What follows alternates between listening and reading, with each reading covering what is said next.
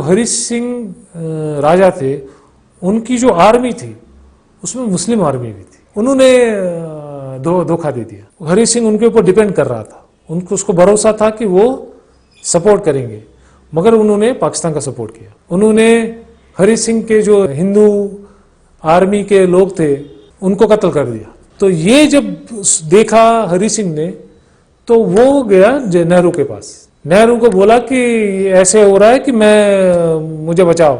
नेहरू ने बोला मैं क्या करूं, मैं कुछ नहीं कर सकता। मगर उस टाइम पटेल जो थे, सरदार पटेल जो थे, उसने नेहरू को बोला देखो मुझे पता है तुम्हारा दोस्त, तुम कश्मीरी हो, मगर अभी जो करना है हमें जल्दी स्टेप लेना पड़ेगा, नहीं तो ये सब चला जाएगा। तो पटेल ने हरी सिंह को बोले देखो हम अपनी आर्मी तब भेजेंगे जब आप अपना एक्सेशन हमारे साथ करोगे। ಕಾಶ್ಮೀರದಲ್ಲಿ ಯಾರನ್ನು AK-47 ಬಾಂಬ್ ನಿಂದ ಸಾಮಾನ್ಯ ಜನರನ್ನ ಹೊಡಿತಾ ಇಲ್ಲ, ಗನ್ ನಿಂದ ಹೊಡಿತಾ ಇದ್ದಾರೆ. ಅದು ಯಾಕಂತ ಹೇಳಿದ್ರೆ ಗನ್ ಅಲ್ಲಿ ಒಳಗಿದ್ದವರು ಯಾರಿದ್ದಾರೆ, ಸ್ಲೀಪರ್ ಸೆಲ್ ತರ ಕೆಲಸ ಮಾಡುವಂತ ಕೆಲವೊಂದು ಏನು ಜಿಹಾದಿ ಮನಸ್ಥಿತಿ ಉಳ್ಳ ಮುಸ್ಲಿಂ ಇದ್ದಾರೆ, ಅವರು ಏನ್ ಮಾಡ್ತಾ ಇದ್ದಾರೆ, ಹಿಂದೂಗಳನ್ನ ಹೊಡಿತಾ ಇದ್ದಾರೆ.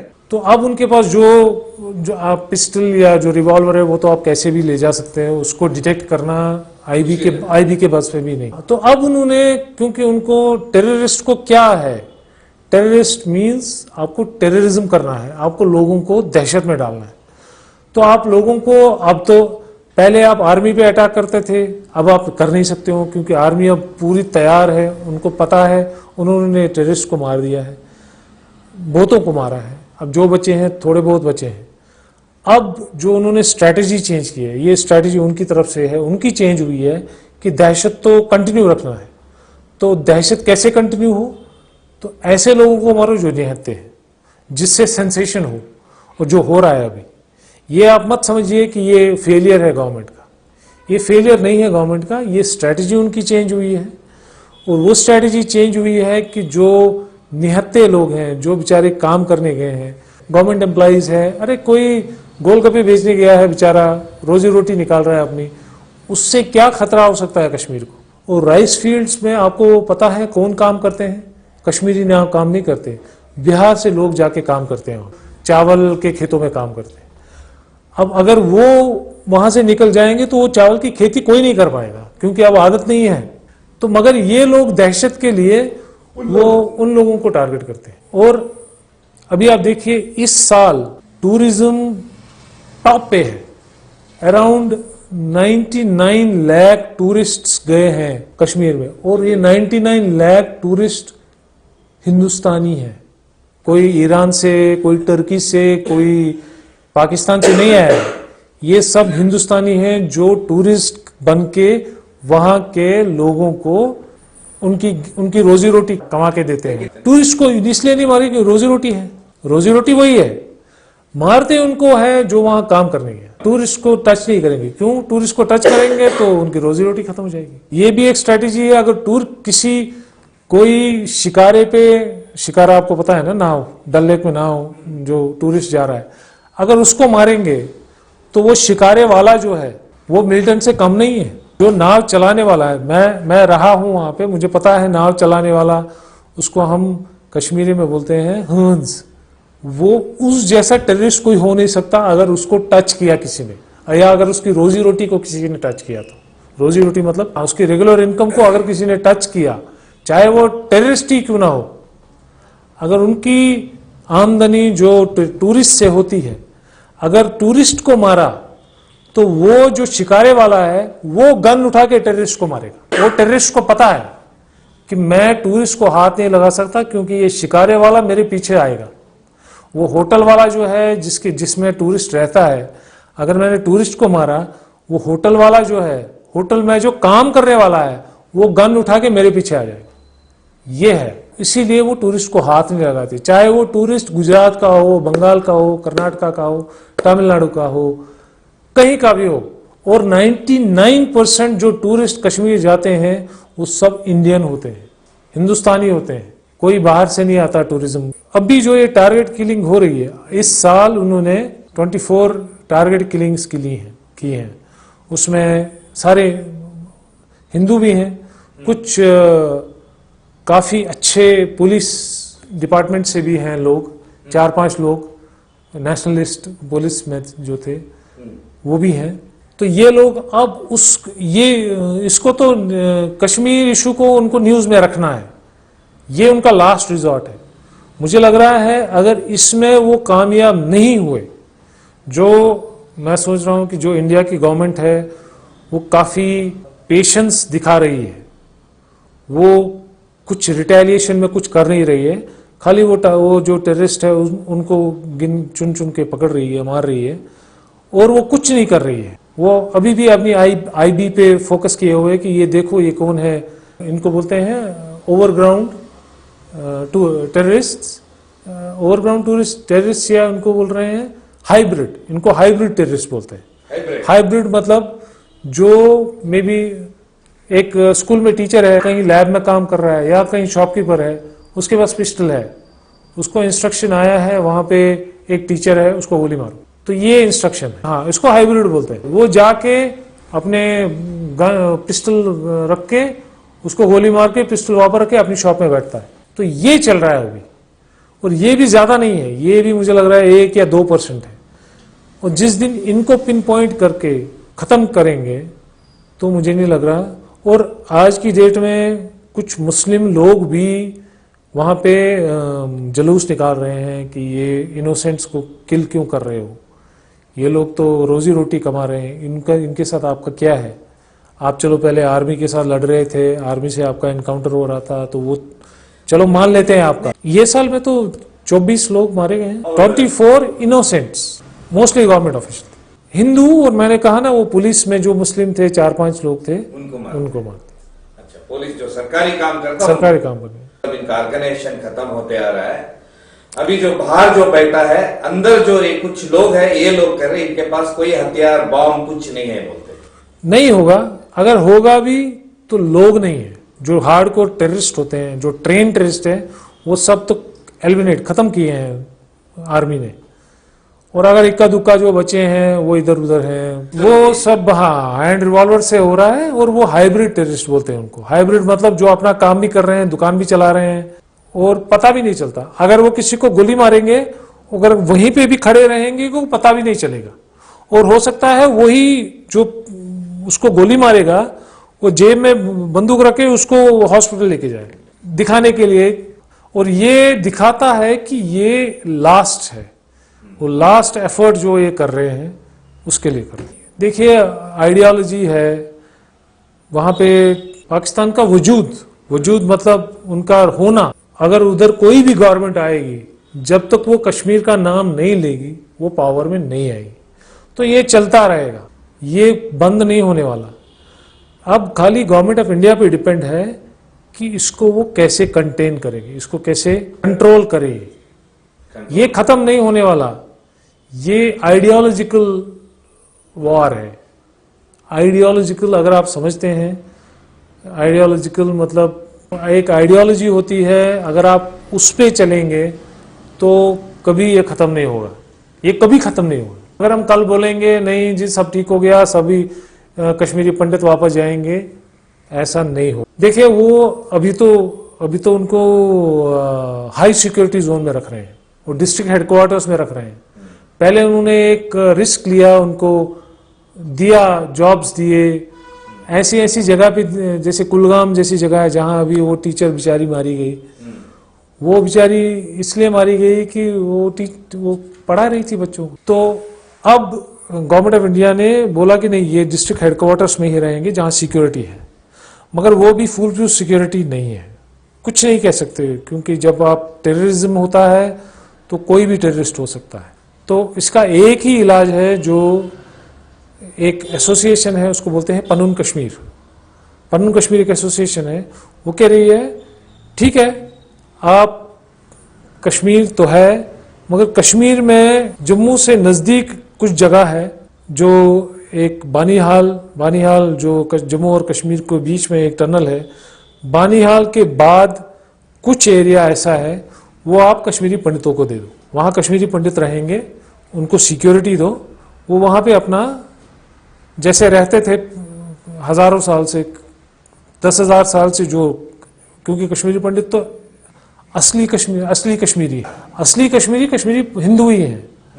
और जो भी अब कश्मीरी मुस्लिम है वो तो बाद में कन्वर्ट हो गए हैं, कोई बाहर से नहीं आया।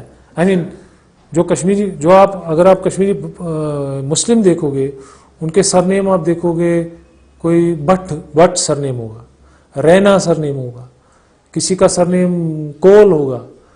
ये सब हिंदुओं के न, कश्मीरी हिंदुओं के सरनेम है।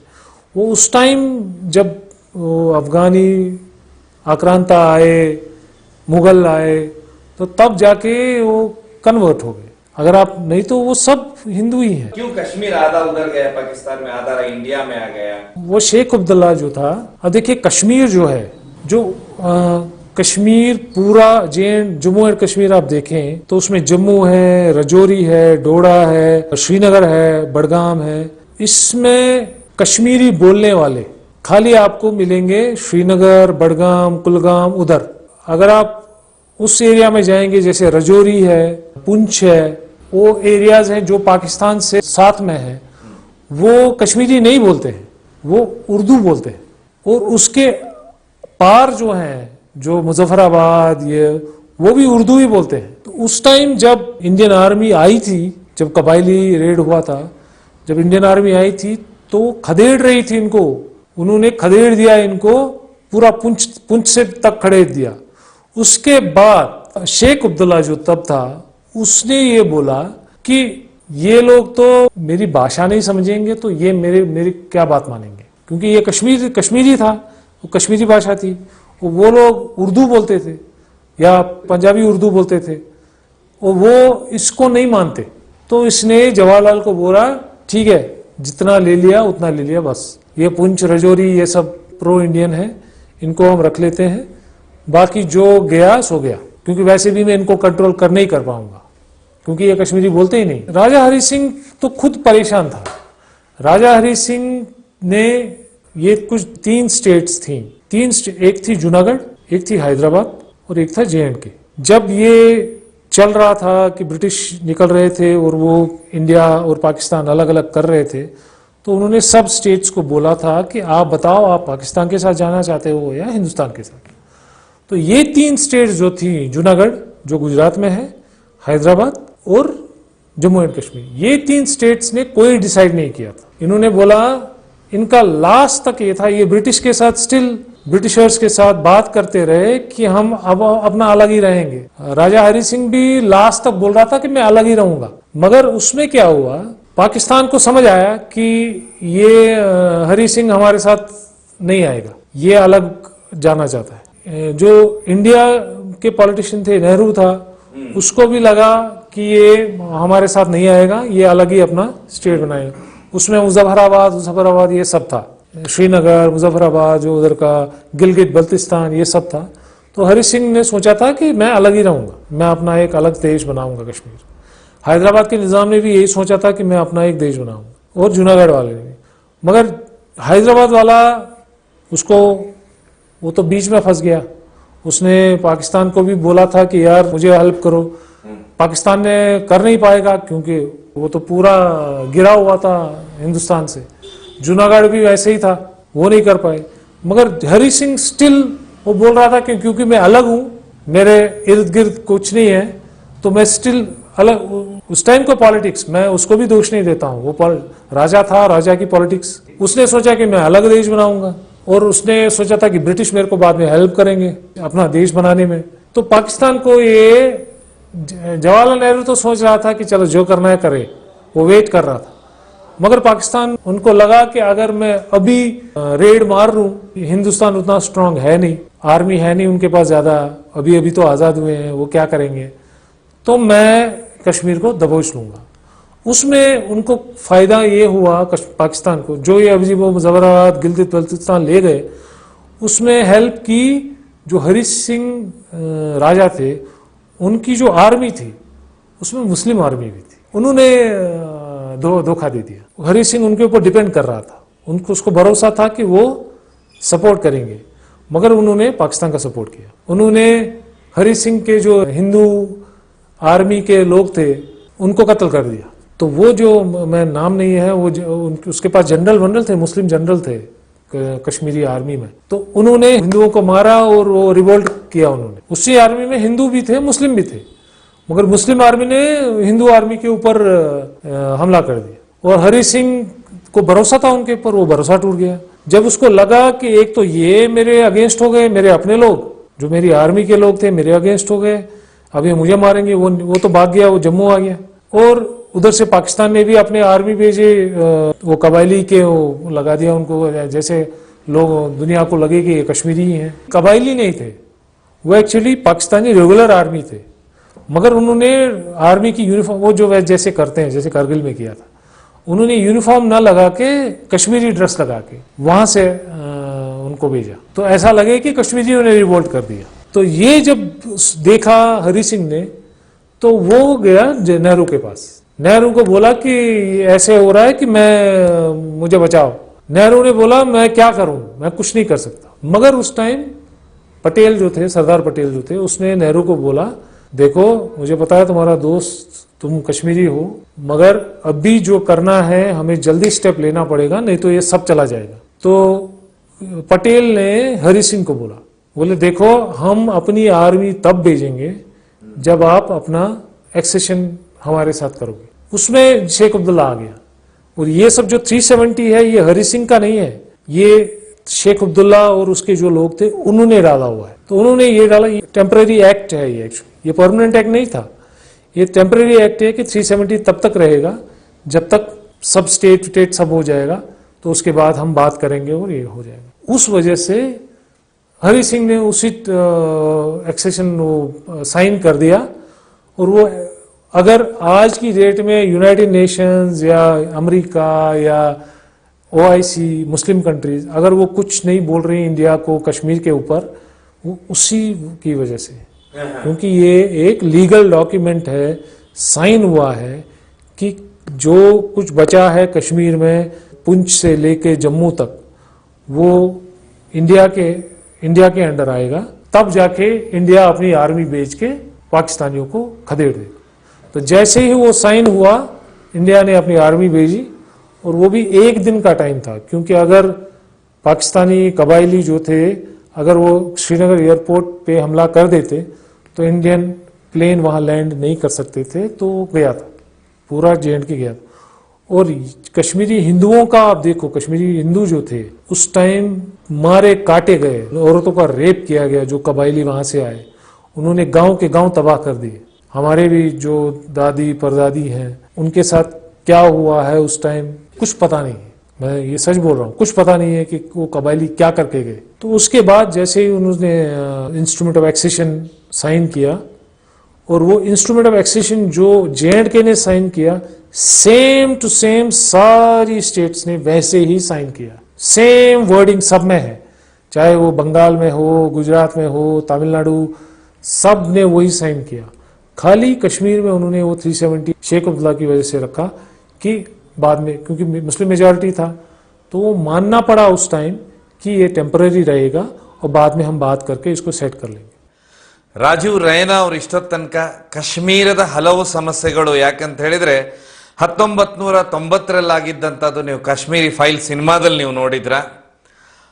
ಆದರೆ ಮೊನ್ನೆವರೆಗೆ ಅಂತ ಹೇಳಿದ್ರೆ ಇತ್ತೀಚೆಗೆ ಏನು NDA ಸರ್ಕಾರ ಇದೆ, ಈ ಸರ್ಕಾರ ಜಮ್ಮು ಕಾಶ್ಮೀರ್ ಹಾಗೂ ಲೇಹನ್ನ ಸಪರೇಟ್ ಮಾಡುತ್ತೆ. ಲೇಹ ಲದ್ದಾಖ್ ಏನಿದೆ ಇದು ಒಂದು ರಾಜ್ಯವಾಯಿತು, ಹಾಗೂ ಜಮ್ಮು ಕಾಶ್ಮೀರ್ ಒಂದು ರಾಜ್ಯವಾಗುತ್ತದೆ. ಅದಾದ ನಂತರ ನಿಮ್ಗೆಲ್ಲರಿಗೂ ಗೊತ್ತಿರುವ ಹಾಗೆ ಆರ್ಟಿಕಲ್ 370ನ ಅಲ್ಲಿಂದ ತೆಗಿತಾರೆ. ಕಾಶ್ಮೀರ್ ತುಂಬಾ ಮುಂದುವರಿಯುತ್ತೆ, ಬೇಕಾದವ್ರು ಹೋಗಿ ಅಲ್ಲೆಲ್ಲ ಜಮೀನು ಎಲ್ಲ ತಗೊಳ್ಬಹುದು ಅಂತ ಹೇಳಿ. ಆದ್ರೆ ದುರಂತದ ವಿಷಯ ಅಂತ ಹೇಳಿದ್ರೆ ಇತ್ತೀಚೆಗೆ ಅತಿ ಹೆಚ್ಚು ಕಾಶ್ಮೀರಿ ಪಂಡಿತರು ಇರ್ಬೋದು, ಕಾಶ್ಮೀರಿ ಹಿಂದೂಗಳಿರ್ಬೋದು, ಅವ್ರ ಹತ್ಯೆಗಳಾಗ್ತಾ ಇದೆ. ಅದನ್ನೇ ನಾನು ಅವ್ರ ಹತ್ರ ಕೇಳಿದೆ, ಯಾಕೆ ಏನು ಅಂತ ಹೇಳಿ. ಅವ್ರು ಹಿಂದಿಯಲ್ಲಿ ಹೇಳಿದ್ದನ್ನ ನಾನು ಈ ಕನ್ನಡದಲ್ಲಿ ಹೇಳ್ತಾ ಇದ್ದೇನೆ. ಹೌದು, ಅವತ್ತು ಸರ್ಕಾರ ತನ್ನ ಕೆಲಸ ತಾನು ಮಾಡ್ತಾ ಇತ್ತು, ಆದ್ರೆ ಅವತ್ತು ಇವತ್ತಿನ ತರ ಸ್ಟೇಬಲ್ ಸರ್ಕಾರ ಇಲ್ಲ ಅಂತ ಹೇಳಿದ್ರು. ನಂತರ ನಾನು ಎರಡನೇ ಕ್ವಶನ್ ಅವ್ರು ಅದೇ ಹೇಳಿದ್ರು, ಆರ್ಟಿಕಲ್ 370 ಹೋಗುವುದರಿಂದ ಏನ್ ಲಾಭ ಅಂತ ಹೇಳಿ. ಎಸ್ಪೆಷಲಿ ಅದರಲ್ಲಿ ಮುಸ್ಲಿಮ್ಸ್ಗೆ ಹೆಣ್ಮಕ್ಳಿಗೆ ಲಾಭ ಆಗುತ್ತೆ. ಯಾಕಂದ್ರೆ ಮೊದಲು ಮುಸ್ಲಿಂ ಹೆಣ್ಮಕ್ಳು ಬೇರೆ ರಾಜ್ಯದವನ್ನ ಏನಾದ್ರೂ ಮದುವೆ ಆದ್ರೆ, ಬೇರೆ ದೇಶದವನ್ನ ಮದುವೆ ಆದ್ರೂ ಸಮೇತನೋ ಅವ್ರ ತಂದೆಯ ಆಸ್ತಿ ಪಾಲಲ್ಲಿ ಒಂದು ಪಾಲು ಸಿಗ್ತಾ ಇರಲಿಲ್ಲ. ಈಗ ಅವ್ರಿಗೆ 370 ತೆಗೆದ ನಂತರ ಕಾಶ್ಮೀರಿ ಮುಸ್ಲಿಂ ಹೆಣ್ಮಕ್ಳೇನಿದ್ದಾರೆ ಹೊರಗೆ ಮದುವೆ ಆಗ್ಬೋದು, ಮದುವೆ ಆದರೂ ಅವ್ರ ಸೇಫ್ಟಿಗೆ, ಅವ್ರ ಸೆಕ್ಯೂರಿಟಿಗೆ, ಅವ್ರ ಆಸ್ತಿ ಅವರು ಬಳಸ್ಕೋಬಹುದು. ಮೊದಲು ಈ ಸಾಧ್ಯತೆ ಇರಲಿಲ್ಲ ಅಂತ ಹೇಳಿದರು. ಆ ನಂತರ ಮೂರನೇ ಪ್ರಶ್ನೆಯಾಗಿ ನಾನು ಕೇಳಿದೆ, ಆವತ್ತು ಅಷ್ಟೊಂದು ಮಿಲಿಟೆಂಟ್ಸ್ ಪಾಕಿಸ್ತಾನದಿಂದ ಏನು ಬಂದು AK-47 ನಿಂದ ಜನನ ಕೊಲ್ತಾ ಇದ್ರು, ಆದರೆ ಅವತ್ತಷ್ಟು ಜನನ ಕೊಲ್ತಾ ಇದ್ರು, ಅವತ್ತು ಸರ್ಕಾರ ಸ್ವಲ್ಪ ಅಸ್ಥಿರ ಇತ್ತು ಅಥವಾ ಕ್ರಮ ತಗೊಂಡಿಲ್ಲ. ಆದ್ರೂ ಇವತ್ತು ಹೊಡಿತಾ ಇದ್ದಾರೆ. ಇಷ್ಟೊಂದು 370 ಹೋಯ್ತು, ಜಮ್ಮು ಕಾಶ್ಮೀರ್ ಬೇರೆ ಆಯ್ತು, ಯೂನಿಯನ್ ಟೆರಿಟರಿ ಆಯ್ತು, ಆ ಸೈಡ್ ಲೇಹ ಲದ್ದಾಖ್ ಬೇರೆ ಆಯ್ತು. ಆದರೂ ಸಹ ಇನ್ನೂವರೆಗೂ ಕಾಶ್ಮೀರದ ಕಣಿವೆಯಲ್ಲಿ ಕಾಶ್ಮೀರಿ ಪಂಡಿತರಿದ್ದಾರೆ ಅಥವಾ ಹಿಂದೂಗಳಿದ್ದಾರೆ, ಇವ್ರನ್ನ ಡೈಲಿ ಕೊಲ್ತಾ ಇದ್ದಾರೆ ಅಂತ ಹೇಳಿದ್ದಕ್ಕೆ ಇಷ್ಟೆಲ್ಲ ಸರ್ಕಾರ, ಇಷ್ಟೊಂದು ಆರ್ಮಿ ಎಲ್ಲ ಇರೋತ್ತಿಗೂ ಡೈಲಿ ಕೊಲ್ತಾ ಇದ್ದಾರೆ ಯಾಕೆ ಅಂತ ನಾನು ಕೇಳಿದ ಪ್ರಶ್ನೆಗೆ ಅವರು ಹಿಂದಿಯಲ್ಲಿ ಹೇಳಿದ್ರು, ತುಂಬಾ ಅದ್ಭುತವಾಗಿ ಹೇಳಿದ್ರು. ಇದು ಏನಿಲ್ಲ, ಇದು ಮೊದಲೇನಿತ್ತಂತ ಇದ್ರೆ ಹೊರಗಿಂದ ಬಂದಂತ ಏನು ಒಂದು ಟೆರರಿಸ್ಟ್ಗಳಿದ್ದಾರೆ ಅವ್ರ ಒಳಗೆ ಜನನ ಹೊಡಿತಾ ಇದ್ರು. ಈಗ ಹೊರಗಿನಿಂದ ಬರೋದು ನಿಂತು ಹೋಗ್ಬಿಟ್ಟಿದೆ. ಎಲ್ಲಾ ಟೆರರಿಸ್ಟ್ ಏನು ಗಡಿಯಲ್ಲಿ ಟೆರರಿಸ್ಟ್ ಕ್ಯಾಂಪ್ಗಳಿದು ಅದನ್ನೆಲ್ಲ ಈ ಸರ್ಕಾರ ಬಂದ ನಂತರ ಎಲ್ಲರನ್ನೂ ಹೊಡೆದು ಉರುಳಿಸಿದೆ. ಪಾಕಿಸ್ತಾನಕ್ಕೂ ತಕ್ಕ ಶಾಸ್ತಿ ಮಾಡಿದೆ ಸರ್ಜಿಕಲ್ ಸ್ಟ್ರೈಕ್ನಿಂದ. ಸಮಸ್ಯೆ ಆಗಿರೋದಂತ ಹೇಳಿದ್ರೆ ಇವತ್ತು ಆ ಟೆರರಿಸ್ಟ್ ಏನು ಐಡಿಯಾಲಜಿ ಇದೆ, ಅವರು ನಮ್ಮ ಅಸ್ತಿತ್ವ ಇದೆ ಅಂತ ತೋರಿಸೋದಕ್ಕೋಸ್ಕರ ಯಾರು ಲೋಕಲ್ನಲ್ಲಿದ್ದಾರೆ, ಅಲ್ಲಿ ಕಿರಾಣಿ ಅಂಗಡಿ ನಡೆಸ್ತಾ ಇರ್ಬೋದು ಅಥವಾ ಟ್ರಕ್ ಚಲಾಯಿಸೋರು ಇರ್ಬೋದು ಅಥವಾ ಬೇರೆ ಬೇರೆ ಕಾರ್ಖಾನೆಯಲ್ಲಿ ಕೆಲಸ ಮಾಡುವಂತ ಕೆಲವೊಂದು ಕಾಶ್ಮೀರಿ ಏನು ಒಂದು ಮುಸ್ಲಿಮ್ಸ್ ಇದ್ದಾರೆ ಅಂತ ಹೇಳಿದ್ರೆ, ಜಿಹಾದಿ ಮನಸ್ಥಿತಿ ಉಳ್ಳ ಮುಸ್ಲಿಮ್ಸ್ ಇದ್ದಾರೆ.